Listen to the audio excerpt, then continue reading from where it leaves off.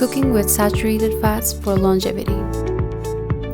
Refined vegetable oils like sunflower oil, soybean oil, and canola oil are unsaturated fatty acids that have lower smoke point. Any fatty acids rich in unsaturated fats like omega-6 and omega-3 are prone to oxidation and are not stable in heat.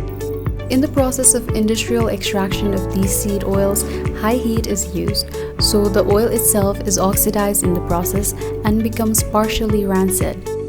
It is then partially hydrogenated to stabilize them, to increase the shelf life, and then deodorized to make the extracted oil odorless.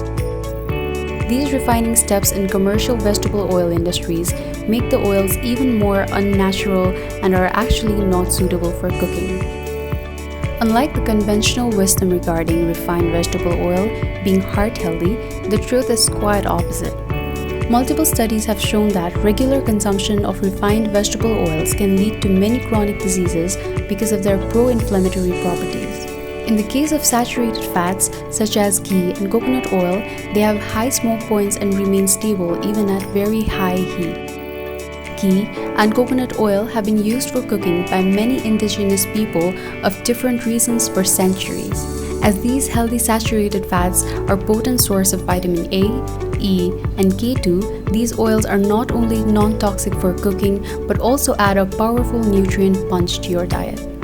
JUAS grass-fed ghee is an all-natural, healthy alternative to cooking oils that is lactose and casein-free. It is also suitable for people who have lactose intolerance. Ghee also contains anti-inflammatory fatty acids such as conjugated linoleic acid and butyric acid. These fatty acids in ghee strengthen our immune system and help in balancing our gut's microbiome.